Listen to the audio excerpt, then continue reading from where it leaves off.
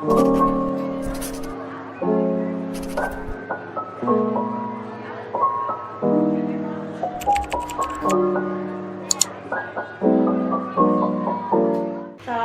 warahmatullahi wabarakatuh. Perkenalkan, nama saya Alinda Ristiani, kelas 5A1 PGSD Ubarajaya, ingin mempresentasikan era reformasi. Terima kasih.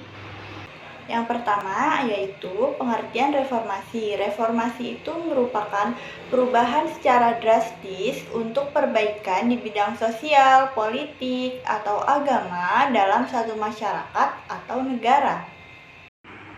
Reformasi di Indonesia terjadi pada tahun 1998. Penyebab terjadi reformasi tersebut adalah kurangnya kepercayaan terhadap pemerintah dan pemerintah tidak memihak pada kepentingan rakyatnya.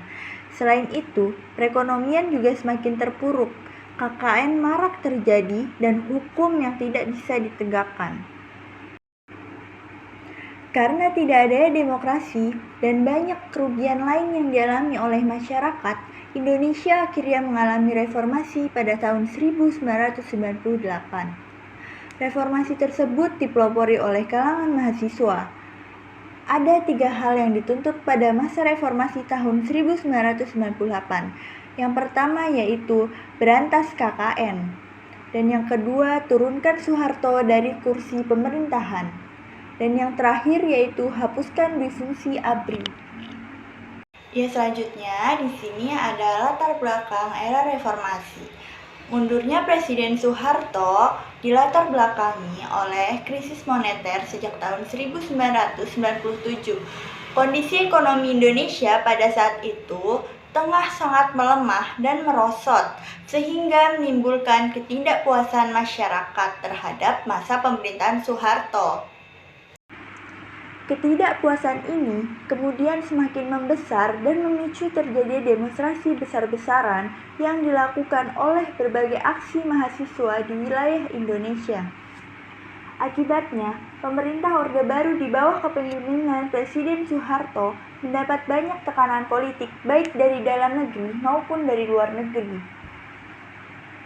Contoh tekanan dari luar negeri yaitu Amerika Serikat secara terbuka meminta agar Soeharto mengundurkan diri dari jabatannya sebagai presiden. Sedangkan dari dalam negeri yaitu terjadinya gerakan mahasiswa yang turun ke jalan menuntut agar Soeharto lengser dari jabatannya. Tetapi, pemberontakan yang dilakukan oleh para mahasiswa ini membuat Presiden Soeharto tidak memiliki pilihan lain selain mengundurkan diri sebagai presiden. Lalu, pada tanggal 21 Mei 1998 di Istana Merdeka, Presiden Soeharto secara resmi menyatakan dirinya berhenti menjabat sebagai Presiden Indonesia. Sejak saat itu, kepemimpinan beralih dari Soekarno ke B.J. Habibie dan terbentuklah era reformasi. Selanjutnya di sini ada tujuan era reformasi.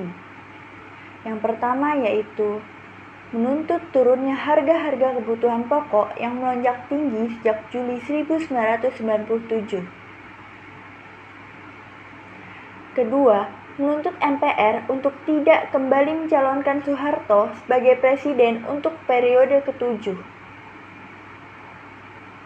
3. Menjelang lengsernya Soeharto, para pejabat melakukan perjanjian simbolik dan beberapa langkah kebijakan ekonomi untuk mencoba mengatasi keadaan dan mempertahankan kekuasaan.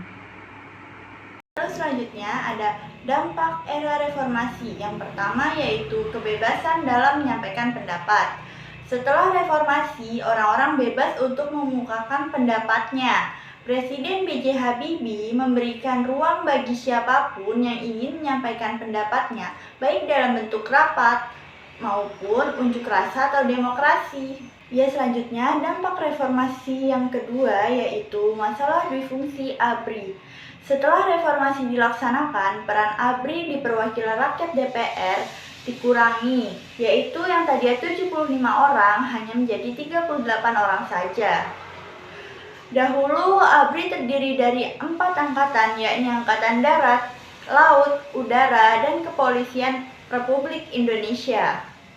Namun, sejak tanggal 5 Mei 1999, Polri telah memisahkan diri dari ABRI dan berganti nama menjadi Kepolisian Negara. Istilah ABRI juga berubah menjadi TNI. Selanjutnya, dampak era reformasi yang terakhir yaitu reformasi bidang hukum. Pada masa pemerintahan B.J. Habibie dilakukan reformasi di bidang hukum, di mana reformasi hukum ini disesuaikan dengan aspirasi yang berkembang di masyarakat. Tindakan B.J. Habibie ini terkait reformasi hukum disambut dengan baik oleh masyarakat luas karena reformasi hukum ini mengarah kepada tatanan yang diharapkan oleh masyarakat. Selanjutnya, peristiwa yang terjadi pada masa era reformasi. Yang pertama yaitu tragedi Trisakti. Tragedi Trisakti menjadi salah satu peristiwa yang paling membekas sepanjang masa Orde Baru.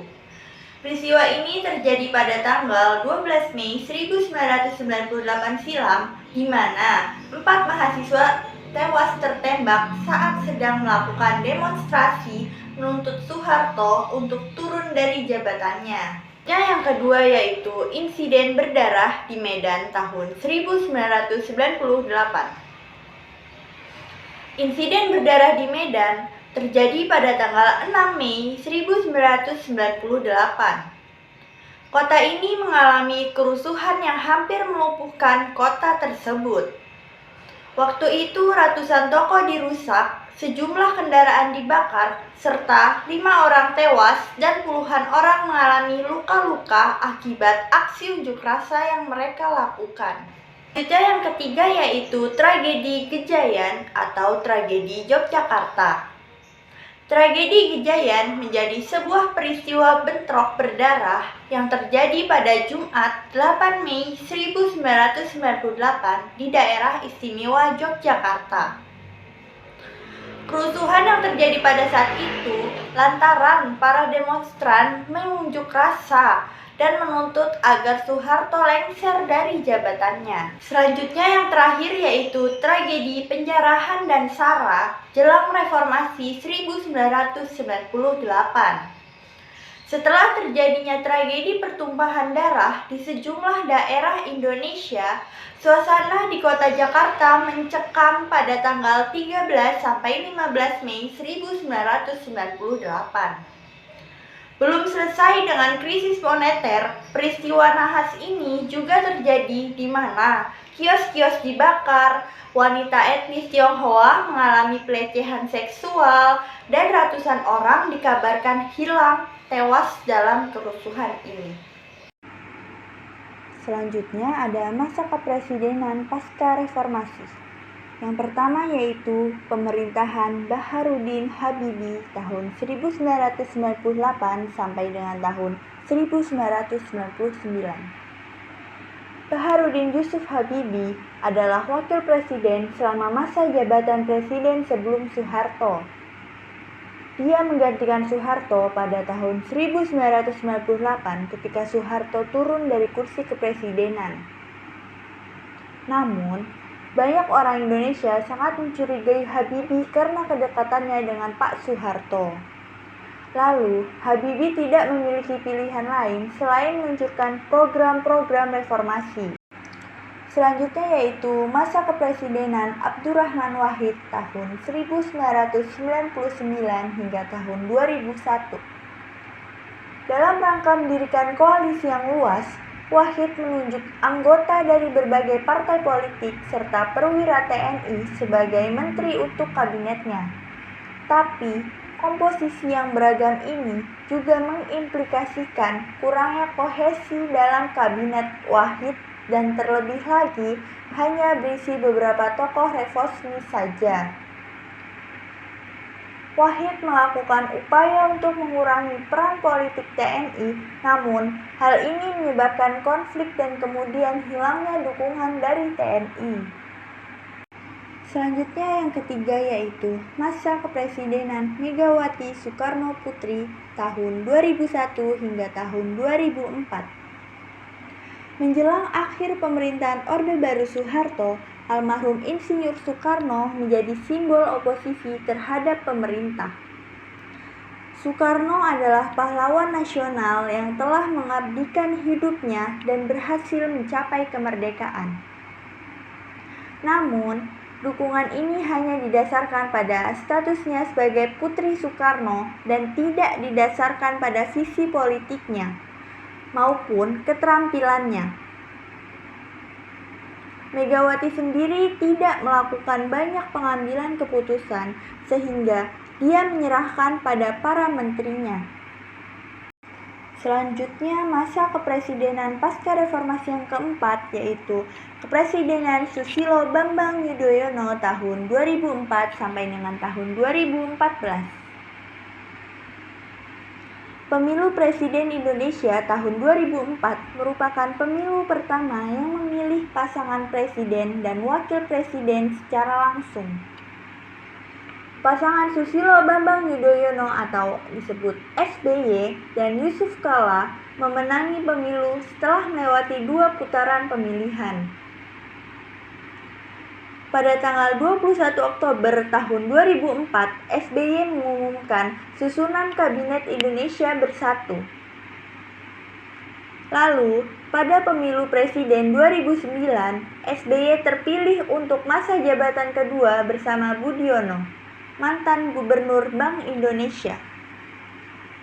Mereka mengalahkan 2 kandidat yaitu Megawati Soekarno Putri dan Prabowo Subianto dan wakil presiden saat itu yaitu Yusuf Kala dan Wiranto. Dan masa kepresidenan pasca reformasi yang terakhir yaitu Kepresidenan Joko Widodo sejak tahun 2014 hingga sekarang. Jokowi adalah presiden pertama tanpa latar belakang politik atau militer yang tinggi. Dalam kampanye pemilu tahun 2014, Jokowi berjanji akan meningkatkan pertumbuhan PDB hingga 7% dan mengakhiri kebijakan bagi-bagi kursi atau memberikan jabatan pemerintahan pada koalisi politiknya. Meski janji tersebut belum terpenuhi, pada masa pemerintahannya, rupiah mencapai rekor terendah dalam 20 tahun terakhir. Sekian presentasi dari saya, kurang lebihnya mohon maaf. Wassalamualaikum warahmatullahi wabarakatuh.